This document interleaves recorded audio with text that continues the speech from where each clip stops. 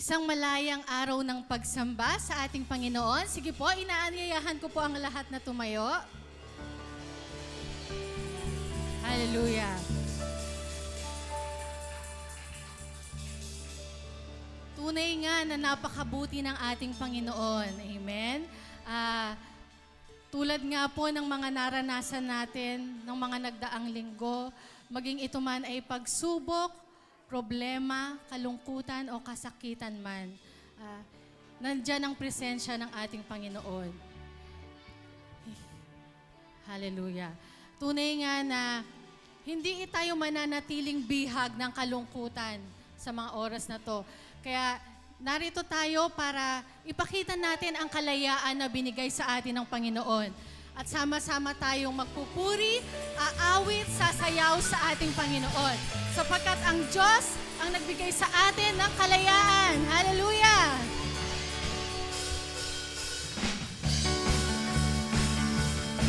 Sige po, malaya tayong ipalakpak ang ating mga kamay sa ating Panginoon.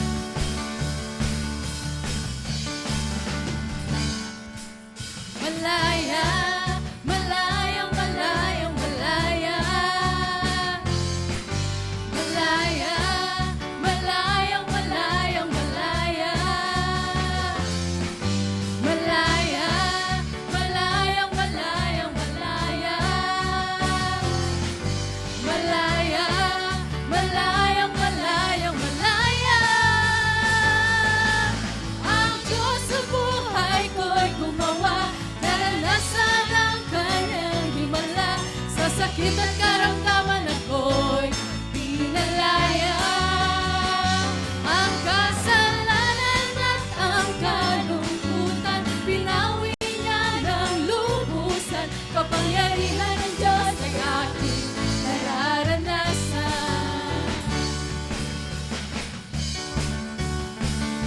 Muli nating awitan ang ating Panginoon, malaya. Malaya, malayang, malayang, malaya. Malaya, malayang, malayang, malaya. Malaya, malayang, malayang, malaya. Malaya, malayang, malayang, malaya. Ang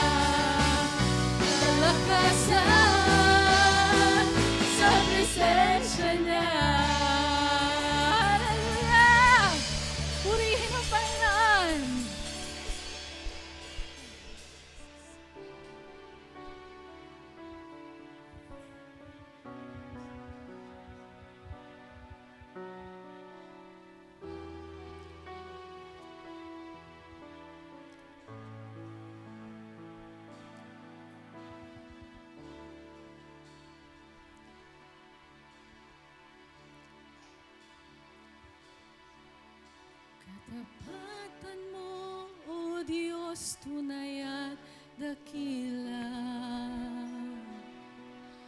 Ang pag-ibig mo'y wagas at walang kapantay sa aking puso, sa aming buhay.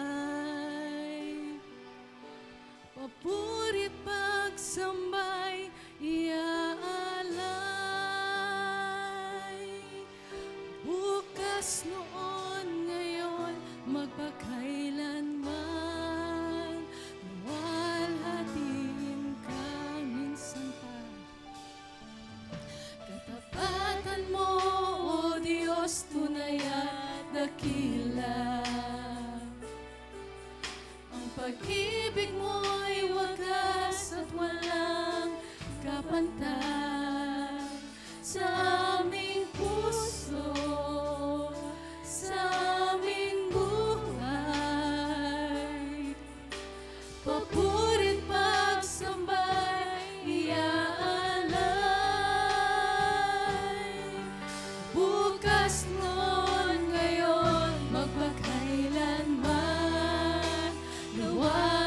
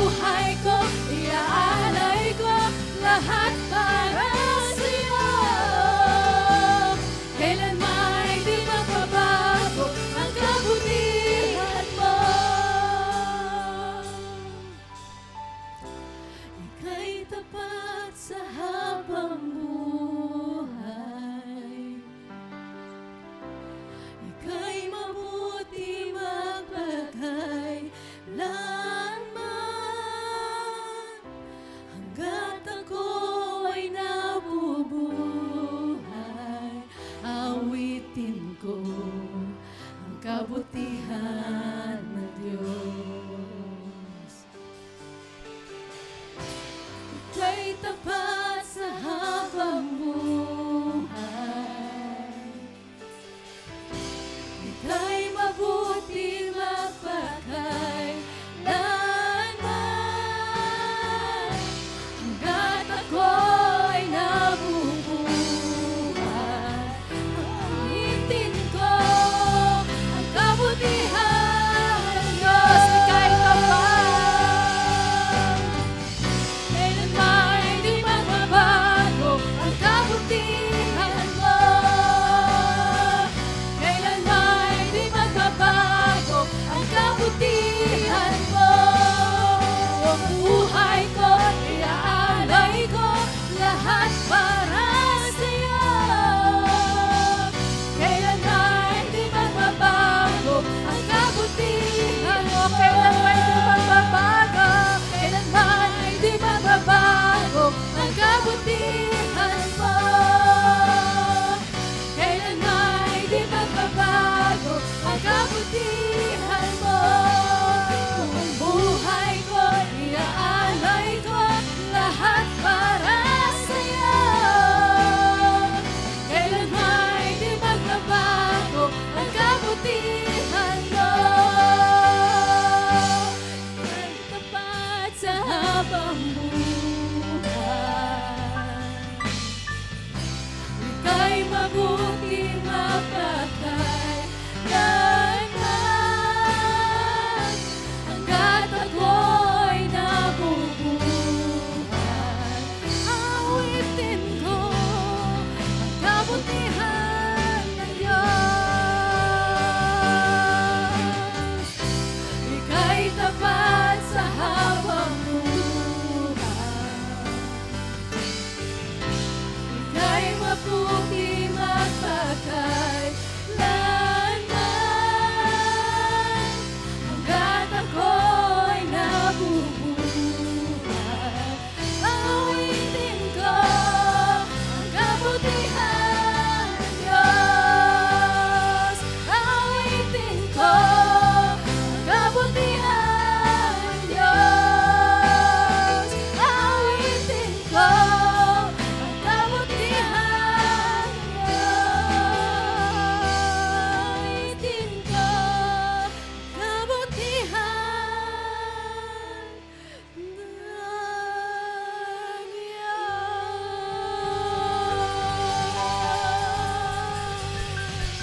Awitan kita, Panginoon.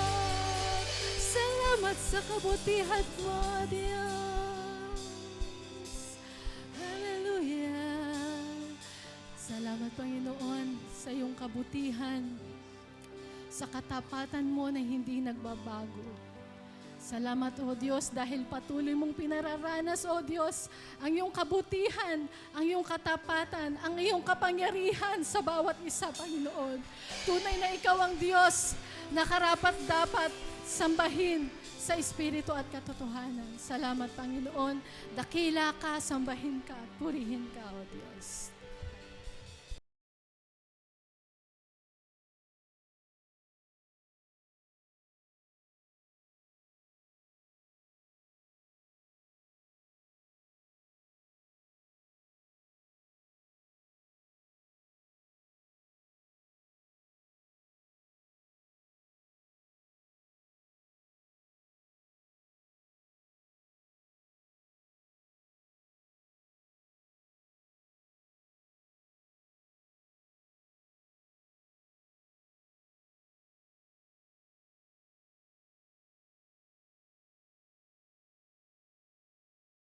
Panginoon, hallelujah. Praise God. Purihin ang Panginoon. Hallelujah. So, this is the day that the Lord has made. Anong araw po ngayon? Hindi, Sunday ngayon. Okay, Sunday. Today is Sunday. Kaya lang nga, meron tayong sineselebrate na importante at mahalagang celebration. Dahil ito ay ang Mother's Day. Alam nyo ba istorya ng Mother's Day? Hindi nyo alam istorya. Okay. So, in 1907,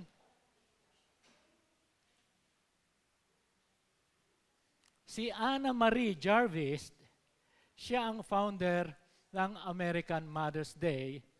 So, in 1907, okay, in-encourage niya na ma-honor yung mga nanay, si Anna Jarvis. And this was 2 years after the death ng kanyang nanay. Sapagkat actually, yung kanyang nanay ang nagsimula at pinagpatuloy niya lamang. So, in 1910, sa West Virginia, na-declare at na-recognize first state na kung saan na-recognize yung Mother's Day sa West Virginia.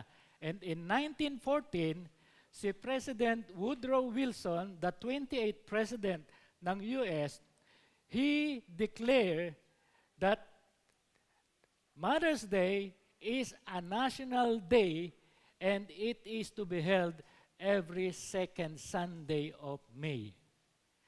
And then the following, yung mga states nagsunura na, and then some other countries at kasama po tayo doon. Kung kaya't dahil dito, mayroon na historical marker na pinagawa para kay Anna Jarvis. At itong historical marker nito, ito ang nagsisimbolize na si Anna Jarvis ang siyang founder ng Mother's Day. So alam nyo na po yon, Mother's Day. Kaya lang nga po, medyo mahirap dahil in 1923, nag-file ng lawsuit si Ann Jarvis, na itigil ang Mother's Day. Alam niyo po kung bakit? Because of too much commercialization.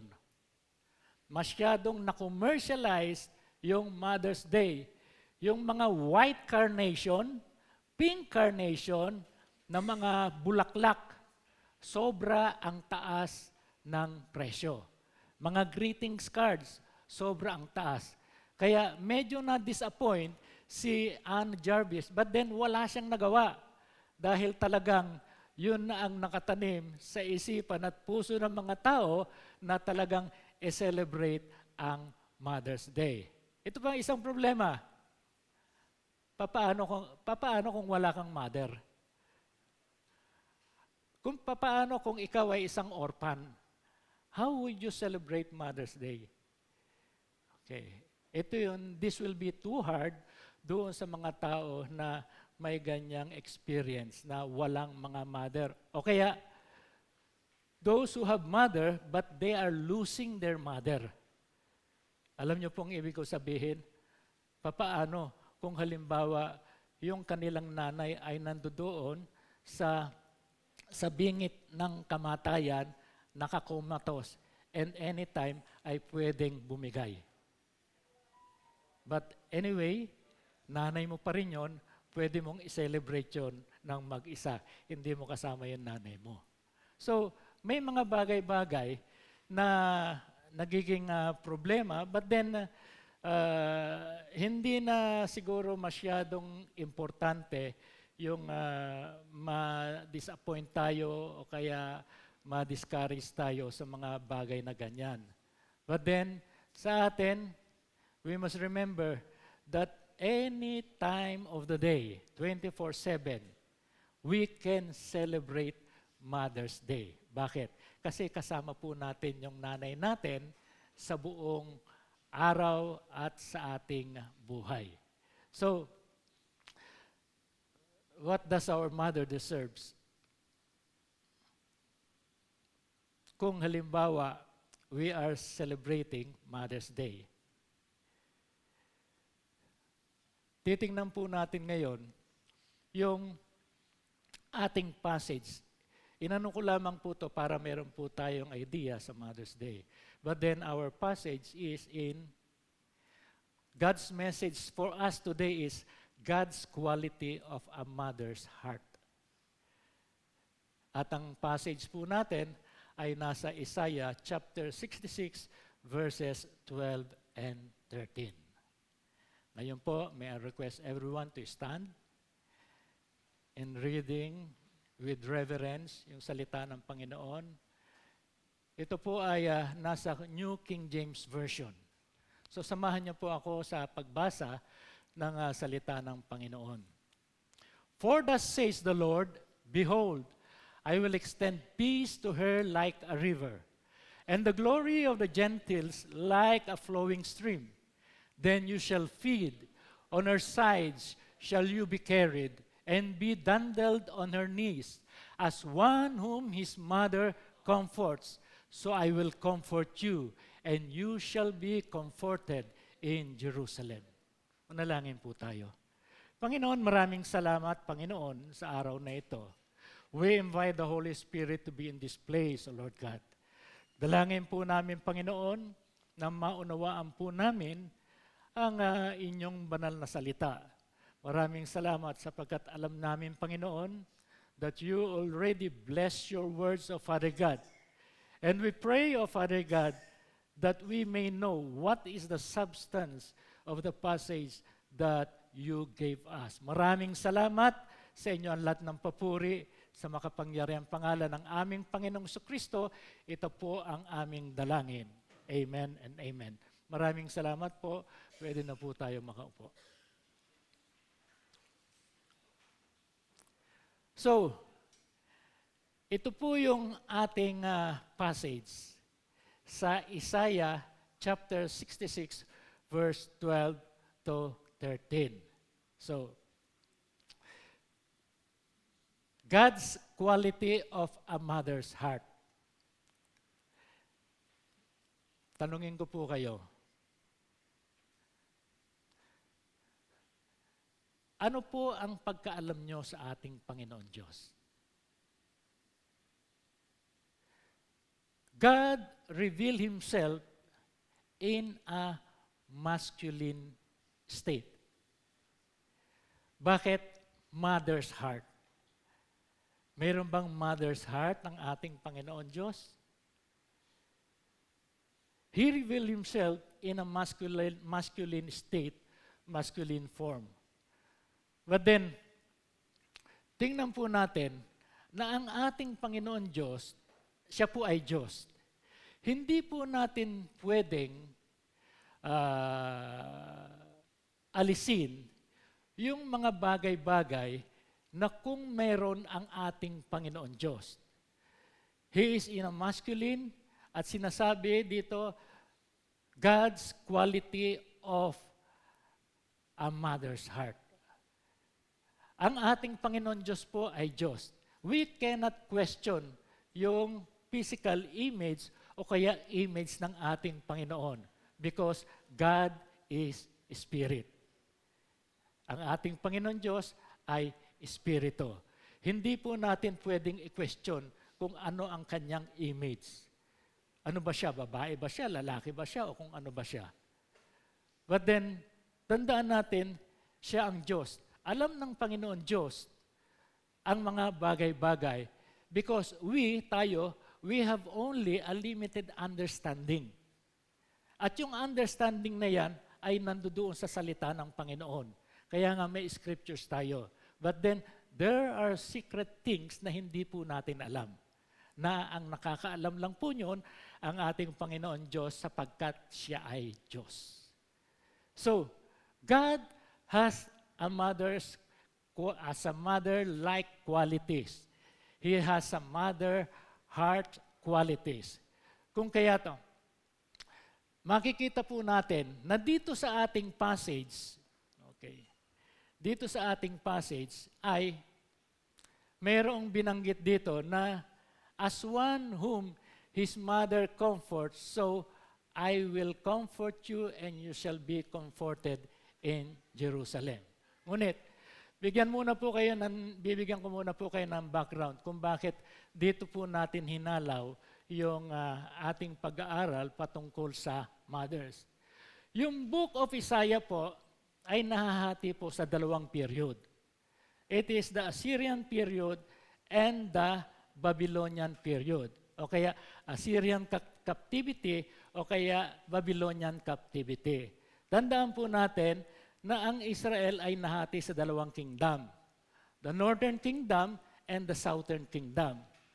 Northern kingdom na kung saan nandoon yung hari na si Jeroboam na siyang nagrebelde kay Haring Solomon. Kaya nung namatay si Haring Solomon, na-divide yung Israel at yung isa si Haring Rehoboam sa Southern Kingdom. Ang Northern Kingdom po, ang capital niya ay Samaria at Southern Kingdom, ang capital niya ay Judah. 2 tribes ang nandoon sa Southern Kingdoms, 10 tribes ang nandoon sa Northern Kingdoms, and the Northern Kingdoms is said to be the lost tribes, the lost kingdom. Sapagkat kung titignan po natin yung Northern Kingdom, halos lahat po na naging hari doon, puro wicked. Dito po sa Southern Kingdom, marami ang naging righteous king at kaunti lang ang naging wicked. Okay. So, kaya ko po inaano sa inyo yun para maunawaan po natin yung book ng Isaiah. Sabi dito, sa Babylonian period, it only lasts for 70 years. Yung Assyrian period, nagpapatuloy pa yung captivity ng Assyrian during that time na sinakop nila yung Northern Kingdom. So, Isaiah exhorts an afflicted people to have faith and patience. He described the salvation and future blessings to come upon the true Israel of God. Though Isaiah did not live during the period of Babylonian captivity, hindi nabuhay si Isaiah during the Babylonian captivity, but through inspiration, he was able to speak words of comfort to those who would experience that difficult times of Israel's history. Okay. Yung chapter 66 na atin pong pag-aaralan ngayon, verses 12 and 13, ito po yung last chapter in Isaiah, which reminds us of the vast magnificence of the never-ending glory of God. It tells us, the Lord rebukes the hypocrite and those that are proud, promising good to the one who is humble of spirit, contrite of heart, and who reverences God's holy word. It makes it clear that while Israel's covenant breaking unfaithfulness will be punished, the Lord will surely fulfill the promises He made to Abraham, Isaac, Jacob, and David. Kahit na yung Israelita po, they break the covenant because of their wickedness, because of their sins of idolatry. Hindi pa rin po mawawala yung covenant ng ating Panginoon Diyos kay Abraham, Isaac, Jacob, and David doon sa kanyang mga pangako.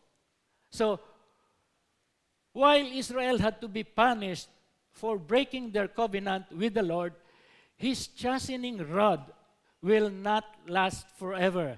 And this final chapter ends with some of the most beautiful descriptions of God's grace toward His people and their eventual return the holy city of Jerusalem.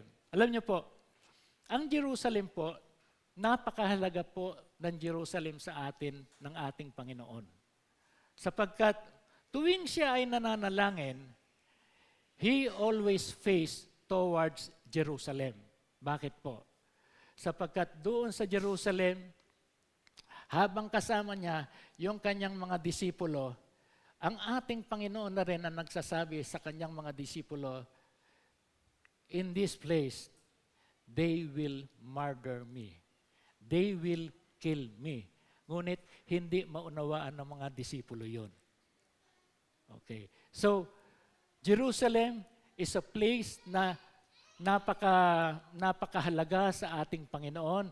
That's why whenever our Lord Jesus prayed, nandoon po siya nakaharap lagi sa Jerusalem.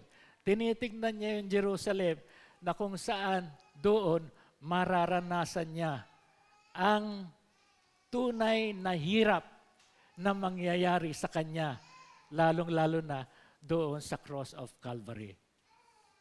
Kaya nga, sabi dito, the passage depicts Israel's restoration and the future glory of Jerusalem. A wonderful picture of Israel's restoration and the future glory of Jerusalem is foreseen in this passage. The promise of peace and prosperity is given to His chosen people. At doon sa verse 13, paints a most passionate portrait of God giving comfort to His people in the same way that a mother would console and comfort her son. Not only her nursing baby, but also her dearly beloved grown-up son. So, ang Jerusalem po, nais ng ating Panginoon na ang Jerusalem, yung mga tao po doon, ma-comfort. Mabigyan ng comfort. Na yung comfort na sinasabi ng ating Panginoong Jesucristo ay parang yung isang comfort na ginagawa ng isang ina doon sa kanyang sanggol. Okay. She nurture the baby, at hindi lang yung baby, yung iba pa kanyang mga anak. God pays a wonderful tribute to motherhood in Isaiah. He referred to His love for His children as a mother's love. Jesus paid the same tribute to motherhood when He spoke of His concern and love for Jerusalem being typified by a hen gathering her chicks under her wings. May pagkakataon po doon sa Matthew na kung saan, ito po yung dalawang period, the Assyrian and the Babylonian captivity, may pagkakataon po na ang ating Panginoon ay talagang nagsabi na sa Matthew 23 verse 37, sabi niya ganon, Jerusalem, Jerusalem, you who kill the prophets and stone those to send you. How often I have longed to gather your children together as a hen gather her chicks under her wings, and you were not willing. Sa Jerusalem po, marami pong pinatay na mga prophet. At maraming pinatay doon yung mga sugo na kung saan tagapangaral ng ating Panginoong Hesukristo.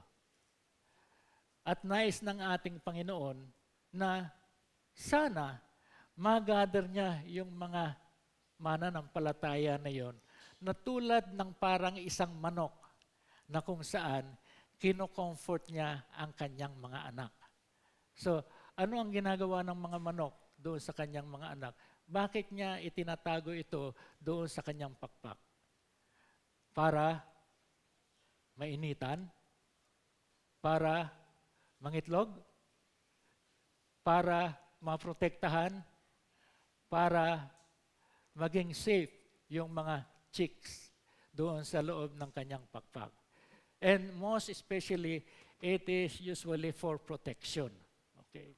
At ito ang nais ng ating Panginoong Jesucristo. Kung kaya't nakita niya na ang Jerusalem, no, kinakailangan yung tunay na paglingap niya doon sa Jerusalem na parang isang nanay na kung saan kinukuha niya yung kanyang mga anak para makonsole, para mangalagaan, para mabigyan ng proteksyon. So, we are talking here about mother.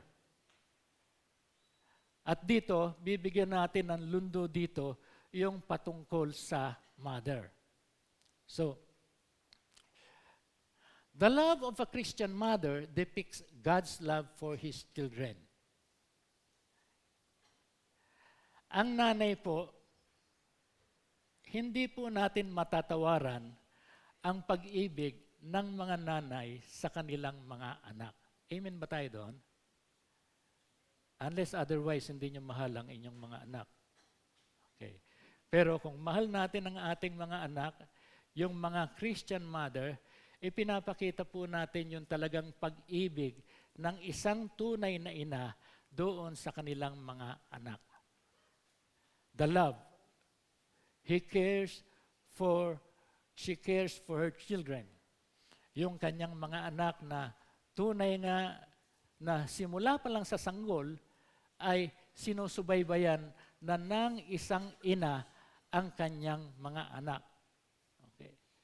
Hanggang sa makalakad, hanggang sa mag-aral, at siya ay lumaki at makapatapos ng pag-aaral at makapaghanap buhay. Ngunit, ang pinakamahalaga po sa atin dito, okay, ang lahat po dito ng mga babae ay mga mother. Yung iba dito, mother na, amen? Okay. So, nauna-una lang po kayo maging mother dahil meron na kayong mga anak. Pero, doon sa mga wala pang family, you will be a mother in the future. Amen ba tayo doon? Amen. Magiging mother din kayo. Pero yung mga maliliit na bata, it will be a long way sa kanila para sila ay tawaging mother. Pero yung iba sa atin dito, malapit-lapit na magiging mother. Okay, amen ba tayo doon? So dapat maunawaan natin na yung pag-ibig ng isang nanay sa kanyang anak. This is a reflection of God's love for His children. Ang ating Panginoon Diyos, mahal niya ang kanyang mga anak. Sino ba yung mga anak ng ating Panginoon Diyos? Ang mga mananampalataya, tayo po. Hindi po tayo pababayaan ng ating Panginoon Diyos. Yung pag-ibig ng ating Panginoon Diyos sa atin ay lubos-lubusan. Isang bagay kung paano natin makikita yung pag-ibig ng Panginoon, sinasabi sa Romans, God demonstrated His love for us, yet while we were still sinners, Christ died for us. Hindi na hinintay ng Panginoon na tayo ay maging mabuting tao.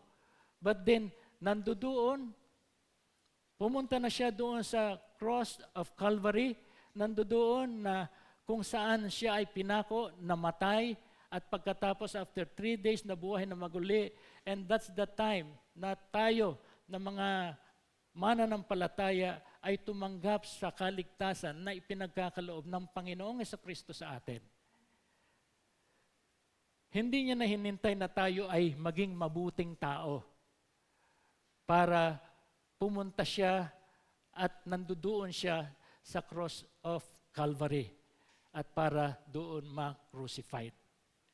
So, titingnan natin, sinasabi sa Ephesians 3, verse 17 to 18, so that Christ may dwell in your hearts through faith, and I pray that you, being rooted and established in love, may have power, together with all the Lord's holy people, to grasp how wide and long and high and deep is the love of Christ.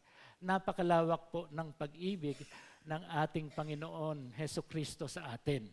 Napakalawak ng pag-ibig ng ating Panginoon Diyos sa atin.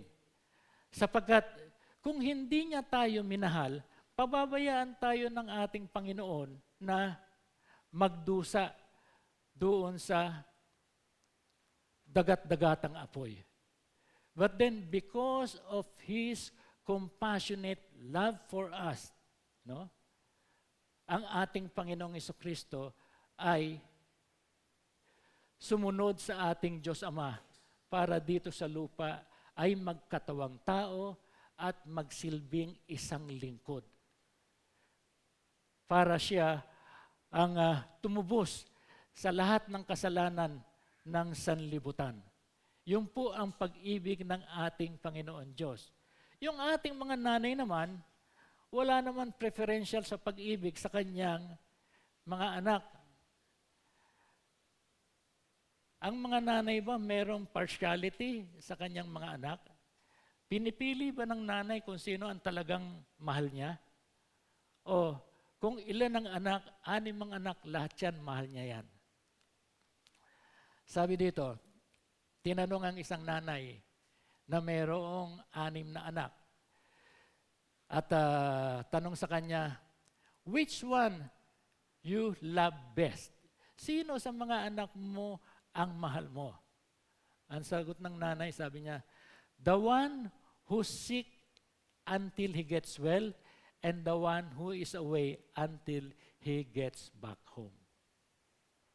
Yung isang may sakit, no, na kinakailangan gumaling, at yung isang naglayas na kinakailangan bumalik. So, ang ating Panginoong Hesukristo, no, ang naisin ng ating Panginoong Hesukristo ay nandito siya para hanapin yung mga may sakit. Sino ba yan may sakit? Lahat tayo ay may sakit. Ang sakit natin ay yung kasalanan na hinaharbor natin. Pumarito ang ating Panginoon para sa mga may sakit. At yung mga may sakit na yon ay kinakailangan maranasan yung kapatawaran at maranasan yung kaligtasan ng ating Panginoong Hesukristo. So, isang bagay na kung saan makikita natin yung tinatawag na pag-ibig ng isang anak sa kanyang magulang. Naalala niyo po yung 1 King 19 verse 20?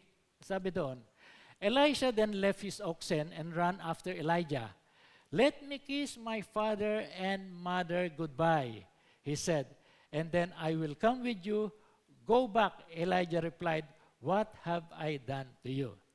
Ito yung times na kung saan, ito si Elisha ay nagsasaka siya. Okay.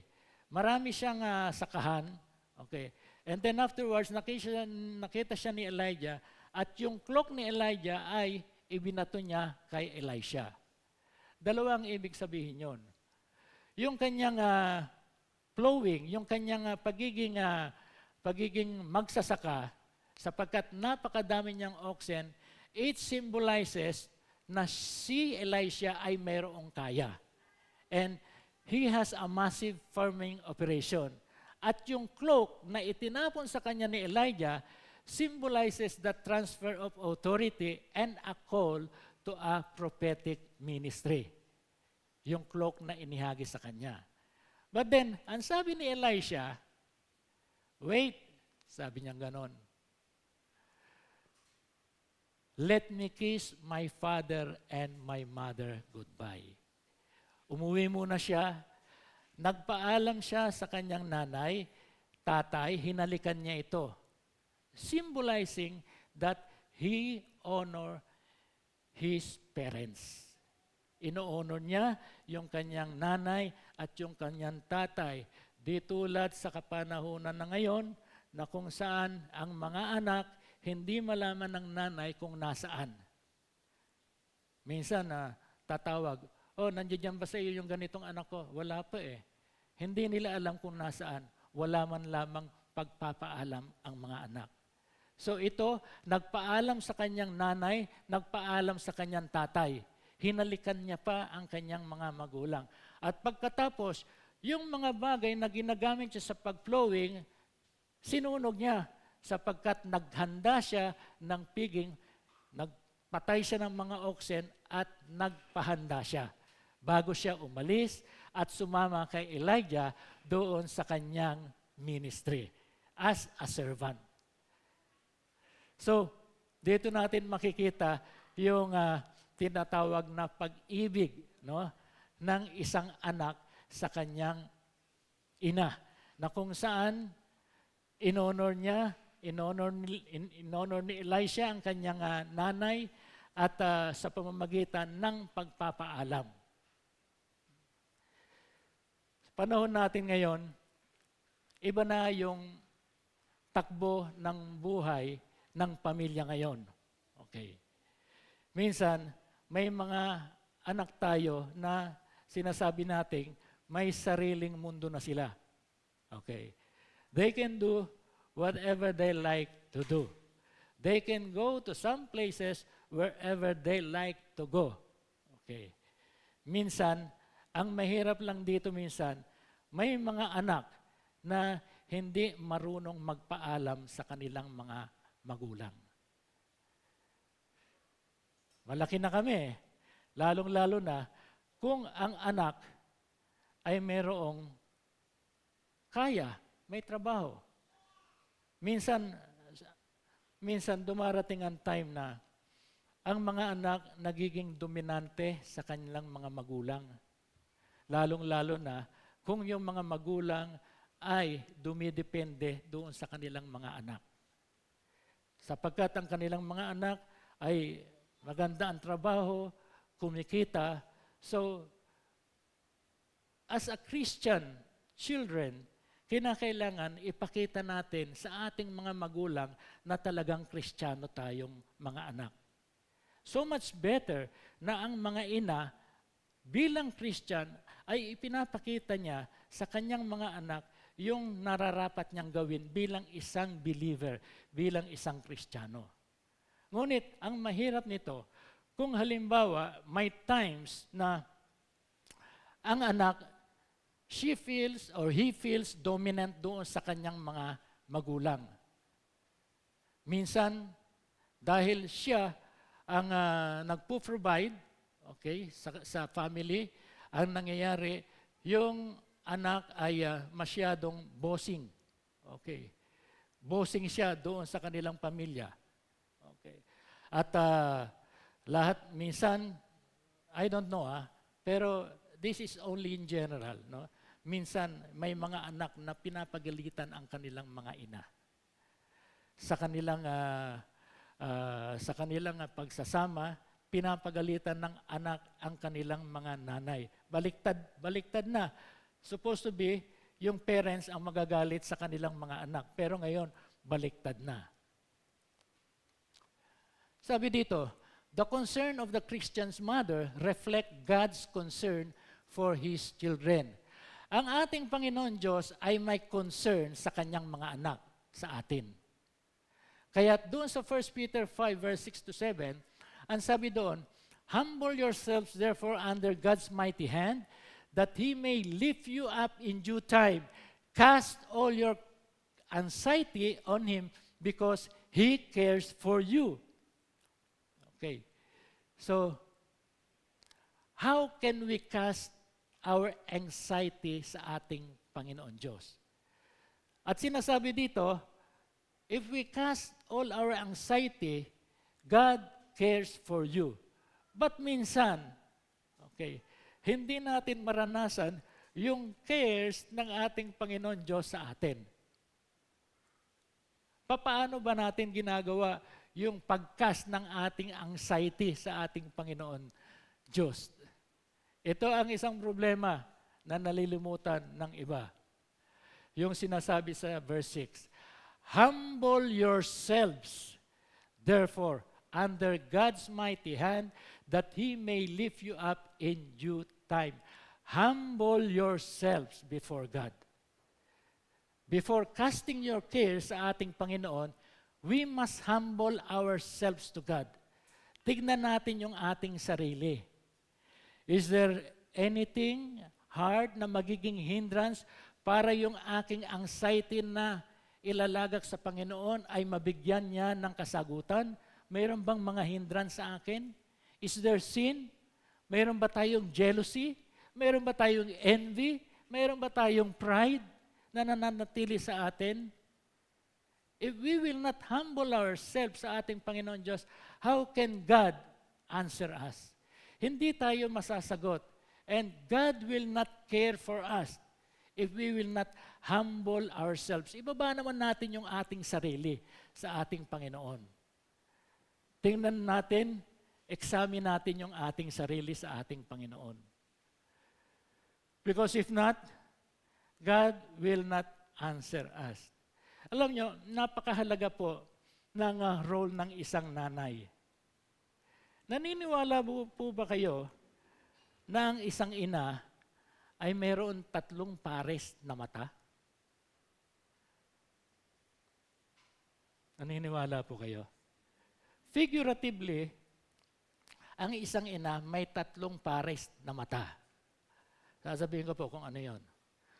Yung isang pares na mata, Ito yun nakikita ng isang ina in the household, in the family.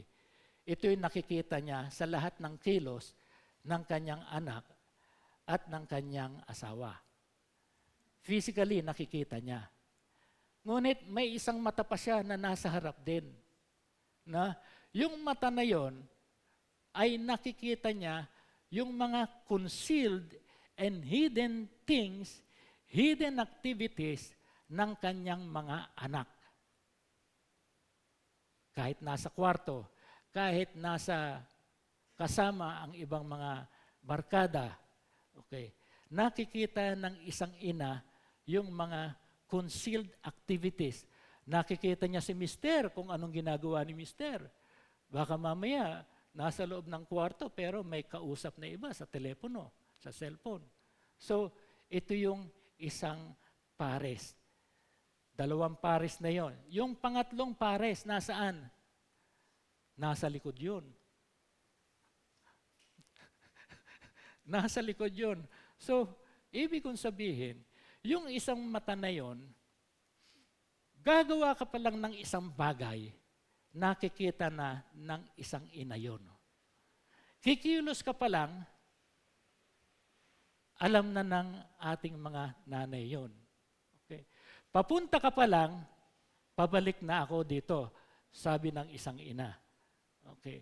So, yung mga bagay na gagawin pa lamang ng kanyang asawa, gagawin pa lang ng kanyang mga anak na hindi natin alam kung ano ba to. Nagtatrabaho ba to talaga? Pumapasok ba to sa trabaho? Ito ba ay pumapasok sa eskwelahan o ano pa man? No? Nakikita na ng ating ina yon. So, ibig sabihin, kung ang mga ina, kung ang ating mga mother sa loob ng tahanan ay may 3 pares na mata, ang mga mother dito sa iglesia, meron din 3 pares na mata. Kadalasan, ang mga nanay po, mas maganda ang kanilang spiritual discernment. Minsan, daig pa ang mga leader. Yung mga nanay na nakikita, kahit na mga maliliit na bagay, nakikita nila yon. Tandaan po natin, hindi natin pwedeng isantabi yung maliliit na bagay. Kasi pag isinantabi natin yon, lalaki yon. Lalaki, lalaki, hanggang sa ito ay lumaki. Kung ito ay problemang maliit, dapat bigyan na ng solusyon. Pero kung hihintayin natin na ito ay tumagal ng tumagal, kailan pa tayo kikilos? Pag malala na ang problema? Ganun ba? So, ang mga nanay, they have spiritual discernment. Mas maganda pa ang spiritual discernment ng mga ina, minsan kahit na sa mga leader sa iglesia. So, ito pa ang isang bagay na sa creation ng Panginoon sa mga ina. Ang mga nanay ay washable. Completely washable ang mga nanay. And they are not plastic. Ano ang ibig ko sabihin? Washable. Ang mga nanay po, kung ano sila, kung malungkot sila, iiyak sila. Ang mga nanay, pag masaya, tatawa sila. Hindi po sila plastic. Na ibig sabihin, iba ang nasa puso, iba ang aura. Washable sila. At hindi lamang yun. Ang mga babae na nanay, mayroon 180 na movable parts. At yung parts na yun, replaceable yun. Ibig sabihin ng 180, from this point hanggang dito, pwede silang kumilos. Ibig sabihin, kahit na ano ang kanilang itrabaho, kaya ng isang ina. Kaya ng isang ina na trabahuin ang lahat ng bagay, alang-alang lang doon sa kanilang mga anak. And replaceable yon. Ano replaceable? Kaunting pahinga lang, pagkatapos magpahinga, arya na naman sa trabaho. Doon sa kanilang gagawin. So, unique ang isang ina. Okay? At sometimes, meron din provision ng Panginoon sa kanila na part dito sa kanilang mga chick na daluyan ng tubig. Sabi nga nung angel sa ating Panginoon, Panginoon, ano yan na provision na yan sa chick ng isang nanay? Yan. Provision yan para sa mga tears, sa mga iyak ng mga nanay. Yung kanilang mga iyak dahil sa kasiyahan, dahil sa kanilang kalungkutan, dahil sa ibang bagay na kung saan mayroon silang nadama, dadaloy yung luha dito sa kanilang chick. So, ito po yung concern ng isang ina, marami. Concern sa pera, concern sa mga bata, concern sa religion, concern sa entertainment, maraming concern ang tinitingnan ng isang ina. Kung kaya't sa mga bata na gustong maging ina someday, nasa inyo po yun kung gusto nyo subukan yung mga bagay na yun. So, 1 Timothy chapter 5 verse 8, anyone who does not provide for their relatives and especially for their own household has denied the faith and is worse than an unbelievers. Sa isang tahanan po, hindi po natin sinasabi na ang great provider lang sa tahanan ay yung tatay. Sometimes, kung medyo pinagpala ang tahanan, ang mother may trabaho, ang father may trabaho. But most of the time, ang mother walang trabaho. At ang nagtatrabaho lang ay yung tatay. Ngayon, pag dumating ang time na yung mother at yung father ay nag-retire na at hindi na makapagtrabaho, ang nagtatrabaho na lang ay yung kanilang mga anak. And the children should be a provider in the family. Ang tingin nga ng mga nanay sa mga anak, ang mga anak ang kanilang mga Social Security System, SSS, yung kanilang mga anak.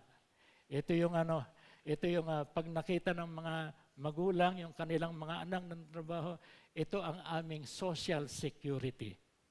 Natotoo naman. So, if the children are blessed by God, then they should be a good provider sa kanilang family. Hindi naman sobrang bagay yon na para hindi tayo magbigay something doon sa ating family.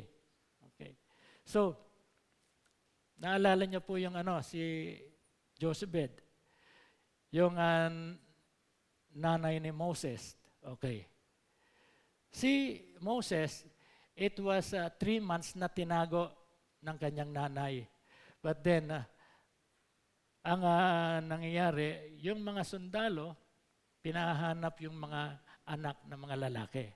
So walang magawa si Jochebed, kundi ilagay na lang sa basket si Moses at pinaagos. Ngunit, inaalalayan yun ni Miriam. So, ano ang nais ko ditong sabihin? Ang nanay, anytime, siya po ang taging protector ng kanyang anak. Prinotektahan niya ang kanyang anak in providing Miriam na siya ang magmomonitor kay Moses bilang sanggol. At nagkataon pa nung nagpahanap ng yaya na mag-aalaga kay Moses, si Jochebed pa ang kanyang nirekomenda, yung tunay na nanay.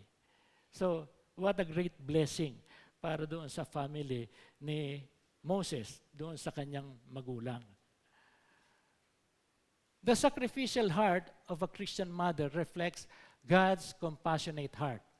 2 Corinthians 8 verse 9, for you know the grace of our Lord Jesus Christ, that though He was rich, yet for your sake He became poor, so that you, through His poverty, might become rich. Palagay ko po, naunawaan po natin ito. Na kung saan, ang ating Panginoong Jesucristo, ang kanyang tahanan ay ang langit. Okay. And kung alam po natin, yun na tinatawag na divine ownership. Ang lahat dito sa mundong ito ay pag-aari ng ating Panginoon Diyos, pag-aari ng ating Panginoong Hesukristo. So, ang mga bagay na ito ay nagsasabi na ang ating Panginoong Hesukristo, bagamat siya ay mayaman, dahil supposed to be nasa langit siya, pero siya ay naging mahirap, siya ay naging lingkod, nagkatawan tao at naging isang servant dito sa lupang ito para lamang mamatay, para tubusin ang kasalanan natin. But then, afterwards, yung mga tao na talagang mahirap, sila ngayon ang nagkaroon ng abundant life, everlasting life. And they can claim for the promises ng ating Panginoon Diyos. Like us, tayo mga anak ng ating Panginoon Diyos, na kung saan yung pangako ng ating Panginoon Diyos ay hindi po natin dapat isantabi. Minsan, yung pangako ng ating Panginoon Diyos, hindi na natin nakikita at hindi na natin naisa sa buhay sa atin. Yung mga pangako niya, na kung saan mananatiling mapapako lang yun sa atin kung hindi natin bibigyan ng pansin yung mga pangako na ipinagkaloob ng Panginoon Diyos sa atin. The patience of a Christian mother typifies God's patience with His children. At ito ay makikita sa 2 Peter chapter 3 verse 9. The Lord is not slow in keeping His promise, as some understand slowness. Instead, He is patient with you, not wanting anyone to perish, but everyone to come to repentance. Ang ating Panginoon Diyos, mahaba ang pasensya ng ating Panginoon Diyos. Same as doon sa ating mga nanay, na minsan napakahaba rin ang pasensya ng ating mga nanay. Kahit na paulit-ulit na nagkakasala yung kanilang mga anak, nandoon pa rin ang ina na patiently na binibigyan ng pag-aruga at pag-alaga yung kanyang mga anak. Minsan, yung mga nanay po, importante sa pamilya. Dahil, pag ang mga anak, especially mga lalaki, pag nakagawa ng kasalanan, at pag nalaman ng tatay, ano ang nangyayari? Kinakailangan may referee po. There should be one who should stand in the gap. At yan ang nanay. Pag ang isang tatay ay nagalit at magkakaroon ng commotion para doon sa kanilang anak, the one who stand in the gap ay yung nanay. Siya po ang nagiging referee. Kung kaya't ang mga nanay, talagang nasa kanilang puso po yung kanilang proteksyon na ibinibigay doon sa kanilang mga anak. And this is somehow true because unang-una sa lahat, yung mga nanay ang nagdadala sa sinapupunan niya doon sa kanyang mga anak. Kung kaya't malapit ang mga nanay doon sa mga anak. Hindi naman natin sinasabi na yung mga tatay hindi malapit sa kanyang mga anak. Pero iba po yung closeness ng isang nanay doon sa kanilang mga anak kaysa doon sa closeness ng isang tatay doon sa kanyang mga anak. But then in the same way, nandoon pa rin dapat yung tinatawag na pag-ibig sa isang pamilya. A mother is patient. Ito po. If a Christian mother is patient, she should be patient in praying earnestly doon sa kanilang mga anak. Pag may problema na nakita doon sa mga anak, she should be praying fervently doon sa kanilang mga anak. Ito po ang magagawa ng isang ina. Tandaan po natin ang isang ina, babae po yan. Kung ang nagloko yung kanyang anak na malaki na lalaki, wala siyang magagawa. Ang kinakailangan dyan, patiently, she should pray earnestly and fervently doon sa kanyang anak. What does the mother deserve? The mother deserves righteousness doon sa kanyang mga anak. Righteousness, honor, respect. Ito po ang tanging kailangan lang ng isang ina sa kanyang mga anak. And obedience. Hindi dapat maalis ito sa mga anak. Obedience, honor, respect, and righteousness. Ito ang hinahanap ng isang ina sa kanyang mga anak. Hindi naman mahirap yon para sa isang anak kung halimbawa siya ay mananampalataya na. Pwede niyang maipakita ang lahat ng bagay na ito sa kanyang ina. Sabi sa Proverbs 31, sabi dito sa Proverbs 31 verse 26 and 27, she speaks with wisdom and faithful instructions is on her tongue. She watches over the affair of her household and does not eat the bread of idleness. Ito po yung nanay na kung saan makikita po natin mas maganda po yung tinatawag na experience na nakikita natin sa isang ina na kanyang ibinabahagi sa kanyang anak. Because mayroong wisdom doon sa kanyang mga experience. And she watches over the affairs of her household, lahat ng bagay, lahat ng course doon sa loob ng kanyang tahanan, nakikita niya ito ulit. Because he does not eat the bread of idleness. Mayroon palang ganong klaseng bread, no? Bread of idleness. Okay.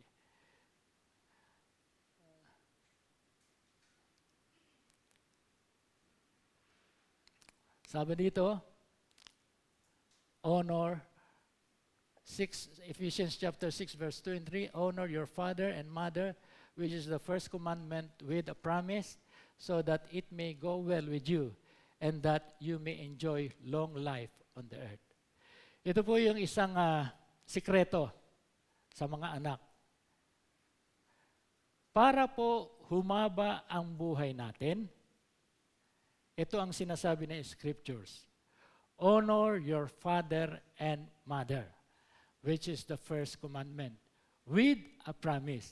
First commandment ito, pero may promise ito. Ano yung promise doon? So that it may go well with you and that you may enjoy long life on the earth. Para tayo po ay magkaroon ng mahabang buhay. So, sa mga bata, do not disappoint your mother. Lift her up, never let her down. In conclusion, nothing in the world can we compare our mother in giving care and comfort to her children. Just as our God that bestowed the love He gave for us, that we may enjoy the everlasting life for us through our Lord Jesus Christ. Ito po ang ating naisin na mga sustansya para sa mga nanay na narito, para tayo po ngayon ay magkaroon ng tinatawag na pagtingin ng that we may look it relevance and important yung ating mga nanay. Manalangin po tayo. Panginoon, maraming salamat Panginoon sa inyong salita na tunay nga po Panginoon ay tumimo sa aming puso. Alam po namin Panginoon na ang aming mga magulang, especially our mother, is very special sa amin, O Lord God. Sapagkat simula pa man sa simula, O Father God, nung kami iniluwal, ang aming inana, ang kaagapay namin, hanggang sa aming paglaki. Maraming salamat, Panginoon, at patuloy na pagpalain mo, Panginoon, ang mga mother, ang mga nanay, ang mga mami, Panginoon, na sila po, Panginoon, ay magkaroon ng kalakasan upang maitaguyod ang kanilang mga anak. Lord, maraming salamat sapagkat ikaw po ang patuloy na nagbibigay ng encouragement. Ang inyong salita, O Lord God, ang patuloy na nag-i-encourage sa mga nanay upang manatili silang nakatayo, upang kanilang mabigyan ng tunay na paglilingkod. Hindi lamang ang kanilang mga anak, Panginoon, bagkus ganon din ang kanilang mahal na asawa. Maraming salamat, Panginoon, at patuloy po, Panginoon, na pagpalain mo, Panginoon, ang bawat isa. At matutunan po namin, Panginoon, na ikaw ang Diyos na punong-puno ng pag-ibig, na tulad po ng aming mga nanay na mayroong tunay at lubos na pag-ibig sa kanyang mga anak at ganon din sa kanyang asawa. Maraming salamat at minsan pa, Panginoon, sa inyo namin binabalik ang pinakamataas na papuri, pagsamba, pagdakila, tanging sa makapangyarihang pangalan ng aming Panginoong Kristo. Ito po ang aming dalangin at ang lahat ay magsasabi ng Amen and Amen. Palakpakan po natin ang Panginoon.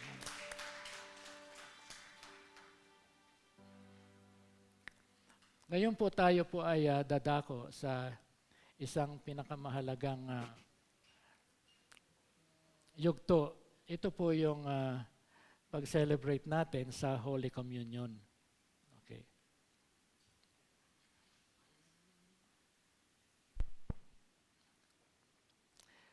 Ang Holy Communion po, o yung breaking of the bread, ito po ang nagpasimula po nito ay ang ating Panginoong Hesukristo.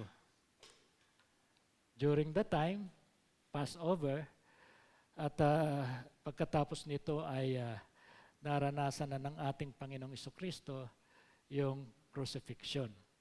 Basahin ko lamang po yung sinasabi sa 1 Corinthians chapter 11, verse 23 hanggang 26. Ang sabi dito, "For I received from the Lord what I also pass on to you. The Lord Jesus, on the night he was betrayed, took bread, and when he had given thanks, he broke it and said, 'This is my body, which is for you. Do this in remembrance of me.'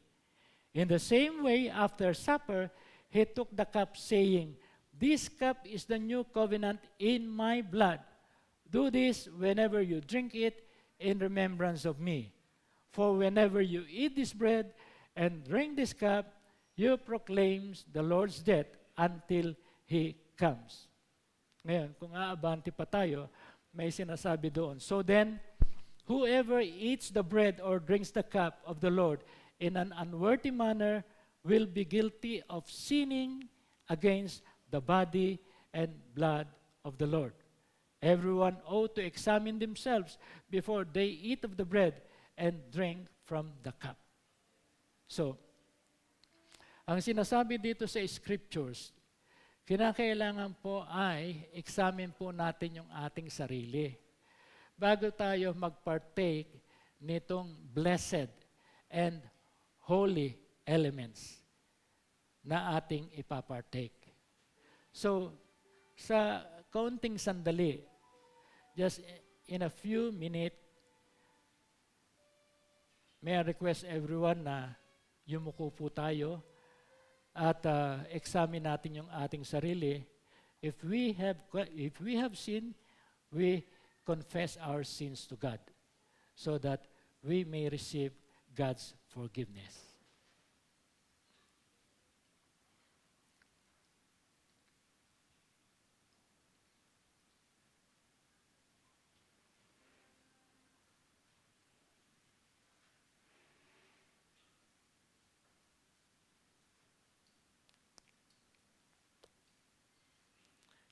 Amen. Maraming salamat, Panginoon. At patuloy po na kami ay nasa yugto na kung saan amin pong ipapartake ang mga elements nito.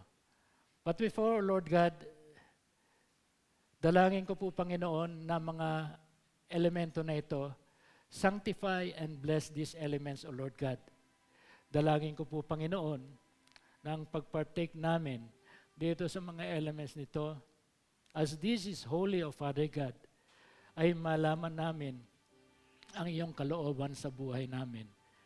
At maraming salamat sapagkat sa pamamagitan nito ay naalala namin ang ginawa ng aming Panginoong Jesucristo sa krus ng Kalbaryo. Yung kanyang pagkamatay sa krus ng Kalbaryo, pagkabuhay na maguli, at ang kaligtasan na ipinagkaloob nyo sa bawat isa na tunay na nananampalataya sa Kanya. Maraming salamat, Panginoon, at patuloy na ikaw ang maluwalhati at makita namin ang lahat ng bagay na ginawa ng Panginoong Jesucristo sa buhay namin. Maraming salamat. Ito po ang aming dalangin. Amen and amen. Kunin po natin yung ating bread. Itaas po natin ito.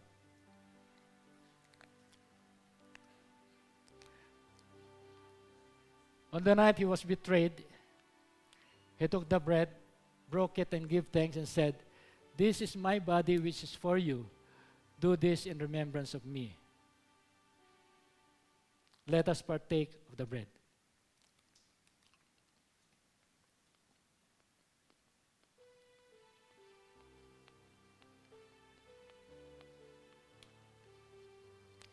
Taas po natin yung elements natin na nasa cup. In the same way, after supper, he took the cup, saying, "This cup is a new covenant in my blood. Do this whenever you drink of it in remembrance of me." Inumin po natin yung laman ng saro.